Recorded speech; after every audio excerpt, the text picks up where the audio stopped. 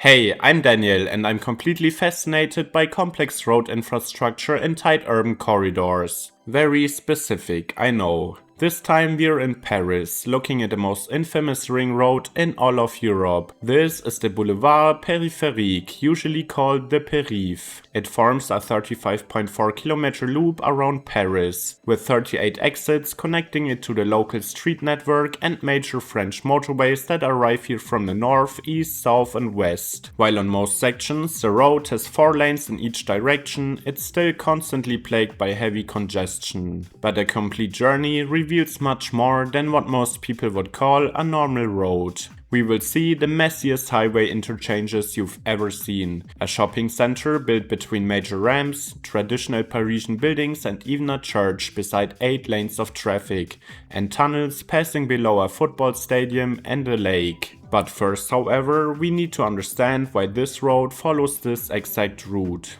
Impérature présente, périphérique. Chapitre 1. Avant le périphérique.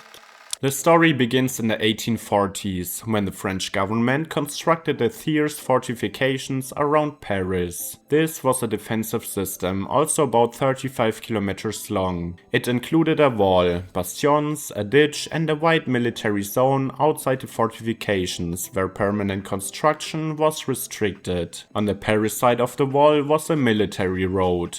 This road existed long before the Périphérique and later developed into the Boulevard des Marcheurs, or Boulevards of the Marshals. Yeah, I know, my English is terrible enough, but please excuse my really non-existent French skills. The Marchaux are a continuous chain of boulevards, most of them named after military marshals of Napoleon Bonaparte. Somehow everything in France circles back to this dude. Anyway, today they remain a few hundred meters inside the Périphérique. They carry local traffic, cross normal city streets and support large sections of the T3 tram route. On a map, Paris therefore has 2 closely spaced road circles. The urban boulevards, the Marchaux, and the faster Périphérique outside them. The Thiers fortification became militarily obsolete and were demolished mainly during the 1920s. The former wall and military land were gradually replaced by housing blocks, sports grounds, exhibition halls, parks and public buildings. Large social housing complexes were constructed here, creating the belt of red brick apartment blocks that can still be seen around southern and eastern Paris. The open land outside the former wall had also developed into an informal settlement, known as the Zone. Parts of this area were cleared and redeveloped, but the former military corridor remained one of the few continuous strips of land around Paris. That made it possible to build a new road for the growing demand for autoroutes. Construction of the Boulevard Périphérique began in 1956. Different sections opened gradually, and the completed loop was inaugurated on April 25, 1973. The final road broadly followed the former fortifications, while the older boulevards still remained. The result preserved the old circular structure in a new form. A local Reddit user described the relationship between the road and the city boundary like this. I live in Seine-Saint-Denis. Someone who lives in the inner suburbs is Parisian. But Parisians and suburban residents experience it differently. In reality, the greater Paris metropolitan area forms one whole. But it does not see itself that way because of a stupid administrative boundary dating from 1860, which was reinforced by a wall that was turned into a motorway, the Périphérique. The road now follows the boundary between the city of Paris and its inner suburbs for most of the loop. The main exceptions are the Bois de Boulogne and the Bois de Vincennes, which officially belong to Paris even though large parts of them lie outside the Périphérique. Strange, but okay. And I think it's crazy that this road isn't only a physical but also a psychological barrier for people in Paris. Chapitre 2.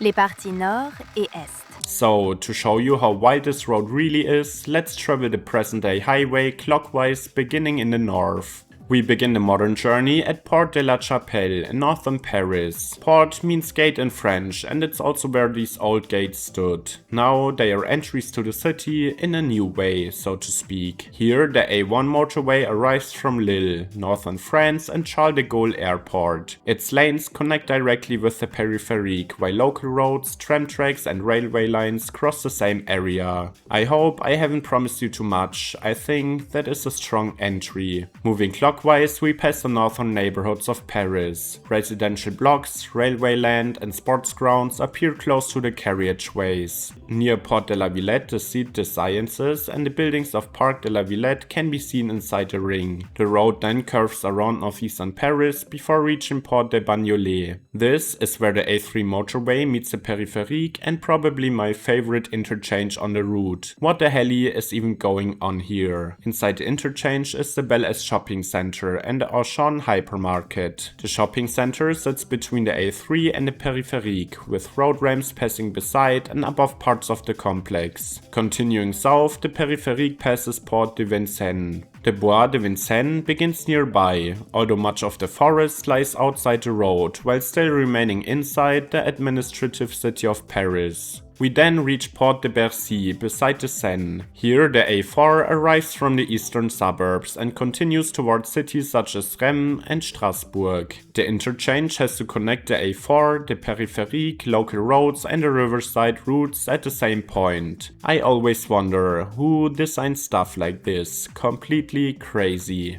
Then the Périph' crosses the Seine and continues along southern Paris. Near Porte d'Italie and Porte d'Orléans, the A6 motorway divides into two branches. The A6A connects near Porte d'Orléans, while the A6B approaches near Porte d'Italie. Along the section, the road passes the Site Internationale Universitaire de Paris, which is a university, I guess. Another sports stadium, railway corridors and rows of residential buildings. Here at this interchange, the highway even goes underneath a church. Don't take notes, America, please.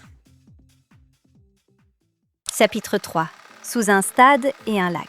We start the second half of the ring with a long straight route. Here you can see especially well this corridor between the boulevard and the highway. After that we pass through a French military department that's always blurred out on Google Maps, and after watching GIGN on Netflix I can totally see why. We are crossing the Seine and then the Périph' enters a tunnel directly below the Parc des Princes. The stadium and the road were constructed together with underground supports positioned around the road tunnel. Above the traffic is the home stadium of Paris Saint-Germain, the winners of the Champions League in both 2025 and 2026. And I'm still really mad about the game against Bayern. Anyway, beside the Parc des Princes are the Stade Jean Bouin, tennis courts and other sports facilities. From the air, the stadium roofs cover most of the road, and only the tunnel entrances reveal the Périph' below. Crazy stuff. Another stadium I can remember with a highway underneath it was the old Atleti Stadium in Madrid,